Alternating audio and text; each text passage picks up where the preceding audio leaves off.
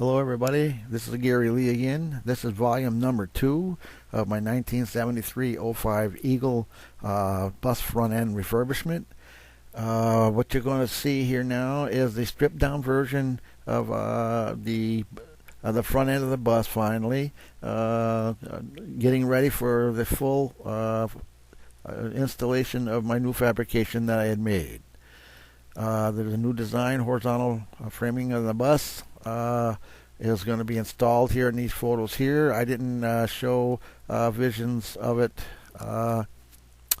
before I put my supports in the back of it, so you'll have to forgive me on that. Too much work was involved in doing this. Look closely at the framing. You see I got supports that are angular going downward and some that are going straight in. And I'm hoping that the ones that are going that are angular will prevent the bus on a collision, that it will make the projection of the collision go downward with a head-on collision. So this is just something extra that on my own. I'm not a designer or an engineer. This is just something out of common sense that I chose to do. And I'm hoping that you can see all the hard work that was put into this. It took about 1 month total time to completely put this bus in the shape that I've got it, as far as the front end.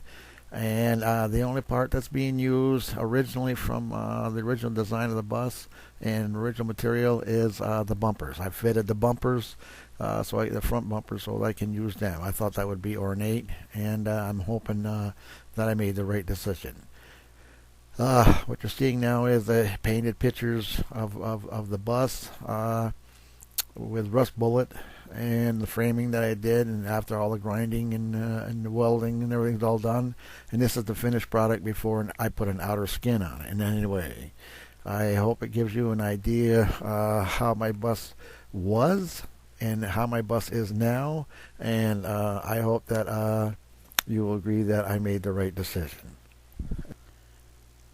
Coming up next is the installation of the new power steering head that I wanted to have. I wanted power steering, of course, but before we could do that, I had to take measurements of the old power steering head location as to see how much room I got to work with here for the new power steering. Make sure I had enough room to squeeze everything in, because it's sort of tight in here when you start working on it.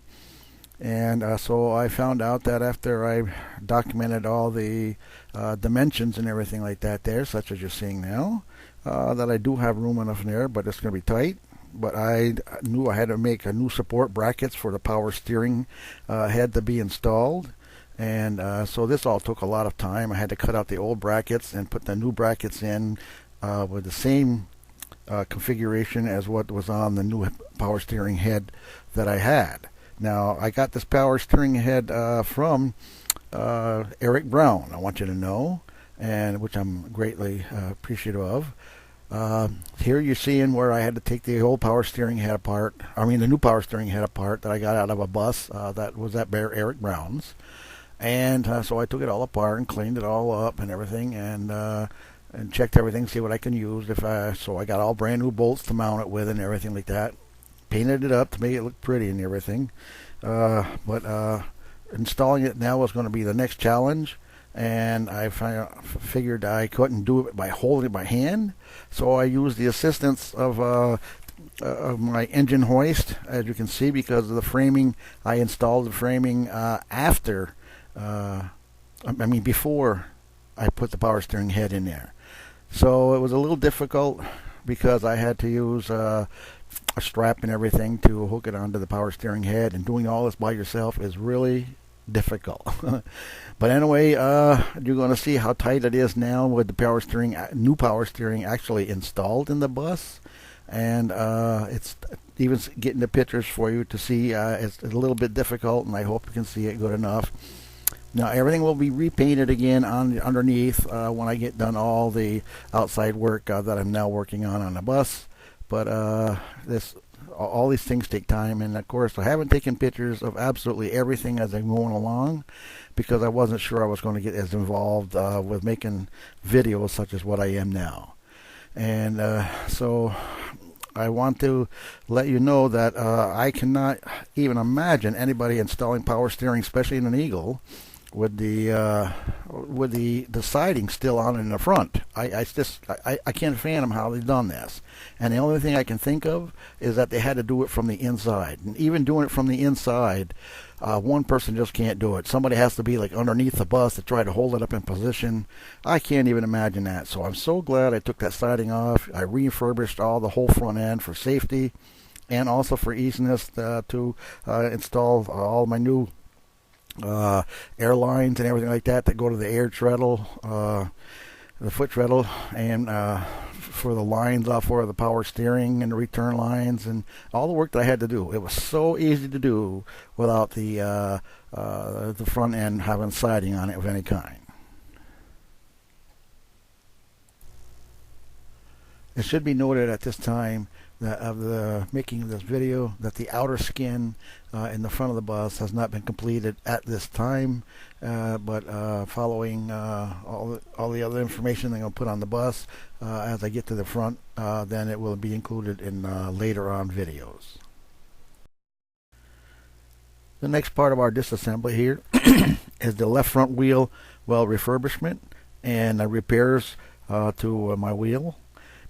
Please notice the before and after cleanup photos of the left wheel.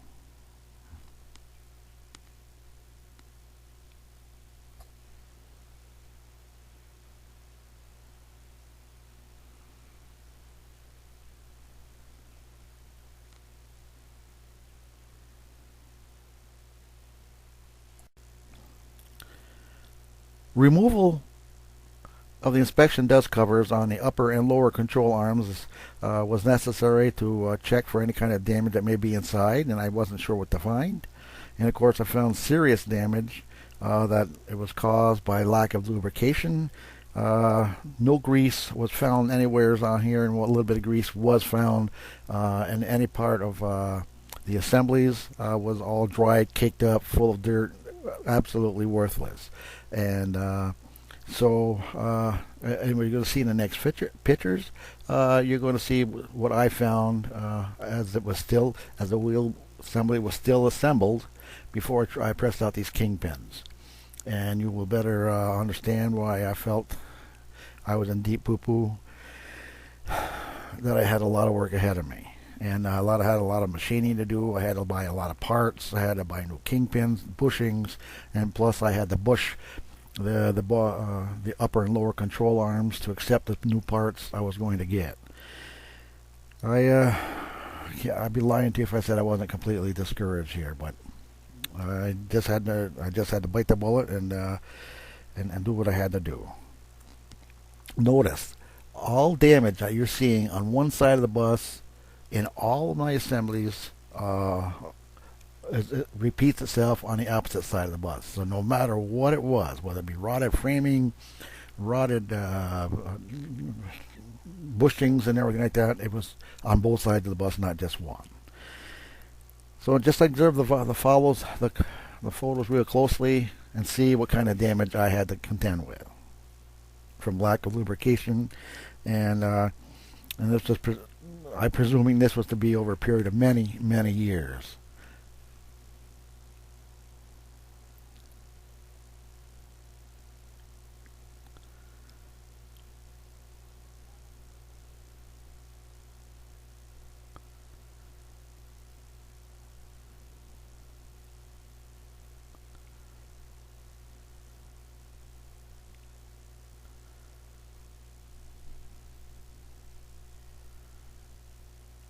Look real close. You can see that the pins are way off center from where the arm is supposed to be. They're supposed to be in the middle of that boss of the arm, and they're not. I'd say they were probably close to 60 thousandths off to one side, or a total of 1/8 inch. There's a good view of it right there, of one of them.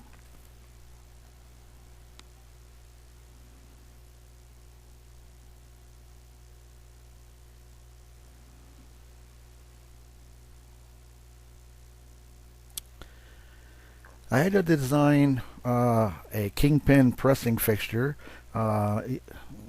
heavy duty enough to press out both the upper and lower kingpins on my wheel assemblies. And so the following picture is going to be of the fixture that I came up with, and it worked very, very good.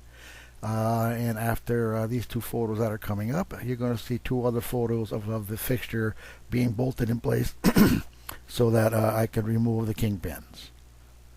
Now, a lot of this took a lot of time to design and a lot of trial and error till I came up with something that was strong enough that could do the job.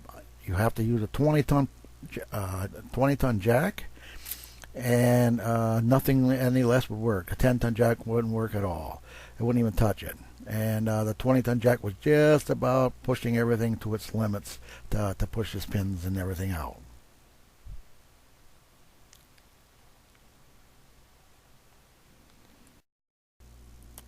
Here's photos of the actual upper and lower kingpins that I removed with their bushings and everything like that.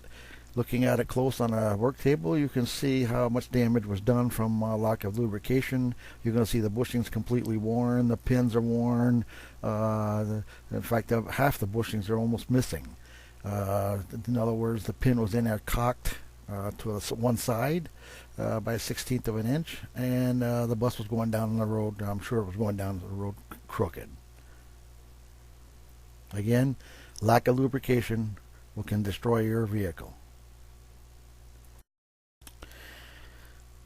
During the assembly of the front wheels, the use of a transmission jacks that I purchased from Harbor Freight was used, and care has to be used, and I emphasize has to be used very carefully to remove the wheel from the bus, because the wheel weight is top heavy. The wheel probably weighs in excess of 300 pounds or more, and you have to be very careful when moving this around in your shop area. Even though I've secured it to the jack itself, it's so heavy that it could easily tip over, could maim you or part of your body, your feet, or anything like that. So care has to be taken, but this is the extreme measure that I had to take in order to do this job myself. And with money getting tighter and tighter and tighter, I had to think of ways to improvise, and luckily with my background I was able to do just that.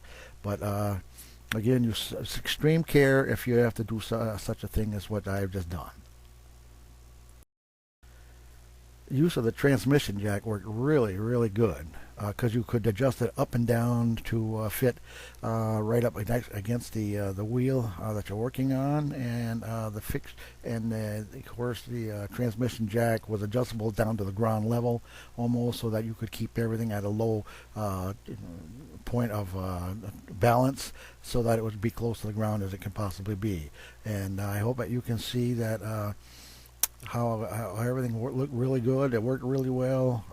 Now, after I got this part of it done, then the next thing I had to start looking at is how do I repair the rest of the assemblies that are still in the bus that need fixing up. And of course, this is to be discussed as we continue on. Now, serious machining had to be thought of, and to reinstall the integrity of the upper and lower control arms and all the new parts for all the new parts. But now I have to go through my parts book and see what parts it is I have to order, and I got them from at the time when they were still in business, Jefferson Bus Company. And I want to tell you that these parts are not cheap in any way, and luckily for the machining, I was able to do this myself.